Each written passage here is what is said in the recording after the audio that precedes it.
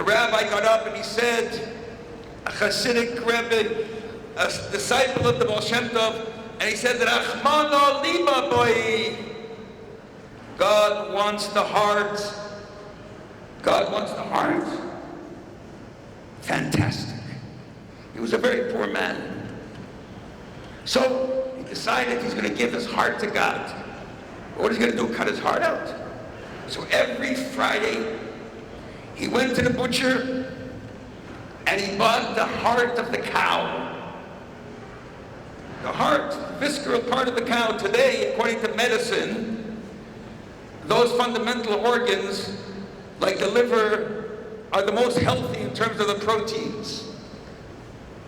And so he bought the heart of the cow, and he came home to his wife, and he said, I want you to make this heart with the best incense, with the best cooking, with the best ingredients. And she cooked it, and she baked it, she made it beautiful.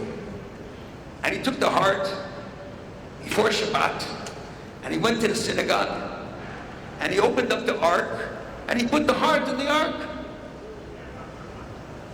God wants the heart. Before Shabbat, the person that's in charge of the synagogue, the shamas, the sexton, he came to the synagogue, he smells a delicious meat smell. Where's it coming from? He looks around, and he was also a poor man. And doesn't find it. Gets closer to the ark, he smells it's coming from the Aron Kodesh, from the ark. He opens up the ark, and he sees this beautiful baked heart. He says, oh God, you answered my prayers. I didn't have meat for Shabbos, and now you answered me. He took the heart from the ark, and he ran home, and he gave it to the Lord. Look what God gave us.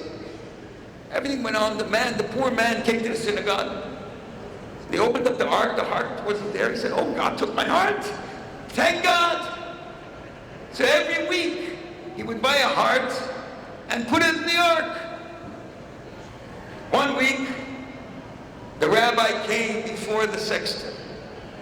He smells around, and he goes to the ark. He opens it up, and he sees a piece of meat, heart in the ark. And he says, who did this? Who desecrated the ark? Who made this so insignificant? He takes the heart out and throws it into the garbage. And he says to the sexton, who had the chutzpah of bringing this heart? And the Baal Shem Tov disciple told him that this heart of this poor man was more important than all the prayers and the whole synagogue. Internal, he meant it, he felt it. That's what God wants. So how does that comport to today?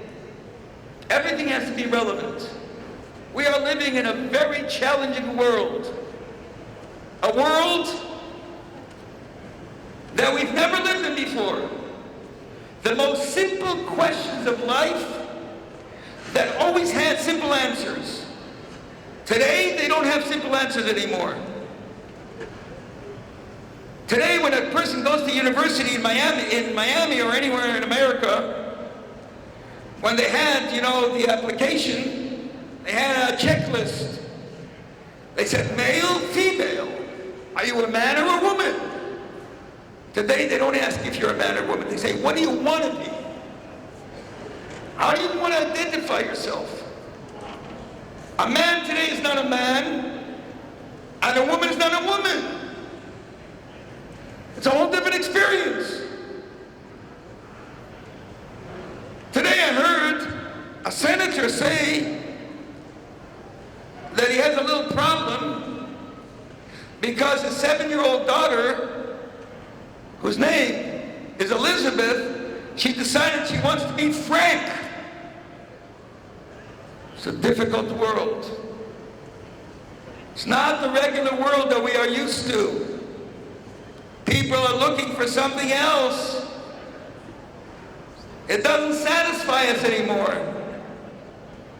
Why do you think we have such a drug problem? Why do you think so many kids are dissatisfied with life? Because it doesn't answer their inner needs. It doesn't respond to who they are. Because already in the secular world,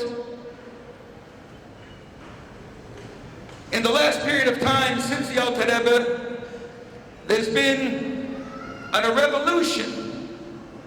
Philosophers, scientists, they started asking what's underneath our physical existence? What's behind our physical being? In Hasidus, there are three fundamental factors. It's called Olam, Shona, Nefesh. Time, space, world, existence, and being. That's what we have. That's our limited physical world. And in every aspect, philosophers started to imagine, what is it in the human? So without mentioning too many names, but for those of you in the intelligentsia community, Kant and Feuerbach, in the psychological, philosophical world, what's underneath the physical elements of the human? Freud, what drives the human internally? In science, Laplace, Wittenberg, Einstein, what's underneath matter? What's behind that which we see and touch, that's corporeal and physical and tangible? There's something underneath it. And they have answers. In the human experience, who are we? We're definitely not our bodies, because today a man, a little girl can say, I want to be a boy. So our bodies don't determine who we are. Our externality doesn't determine who we are. So who are we?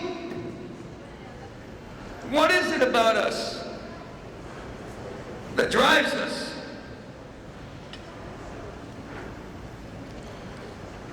So the Alter Rebbe has a response to it.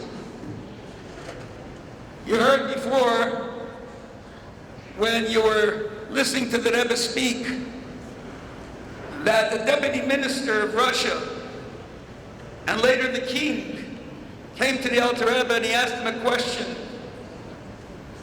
I'm sure that you heard it.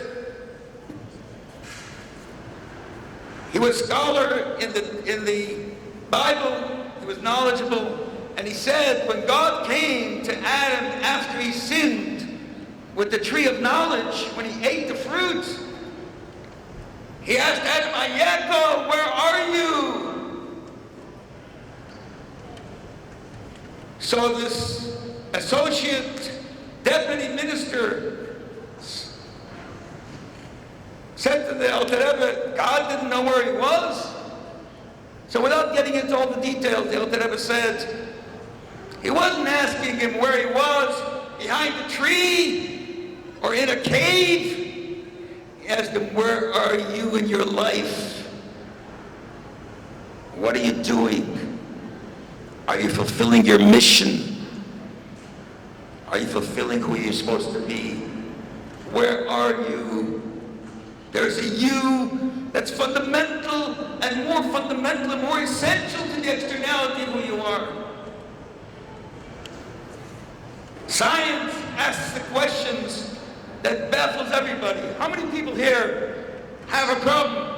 How old is the world? How was the world created? Big Bang? Evolution?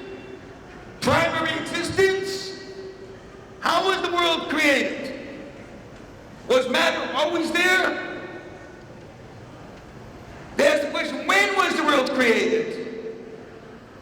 In the 1950s, when I was in primary school, the world was 50,000 years old. In high school, it was 50 million years old. Today, is 50 trillion years old. You know something? It doesn't matter. It's not the right question. How and when? Nobody's going to know because you weren't there. You can interpolate, you can extrapolate, you weren't there. The most important question they don't ask, not when and how, but why. Why?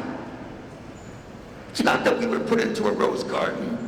Life is not a pleasure, especially for us Jews. Holocaust, Spanish Inquisition, Russians. My grandfather was murdered by the Russians, tortured and murdered. My two uncles were killed by the Russians. My grandfather and father were in prison. The Alter Rebbe was in prison on death row. Why? Khmelnytsky, Spanish Inquisition, Romans, Byzantines, Crusades, Egypt, Philistines. Why? That's the question.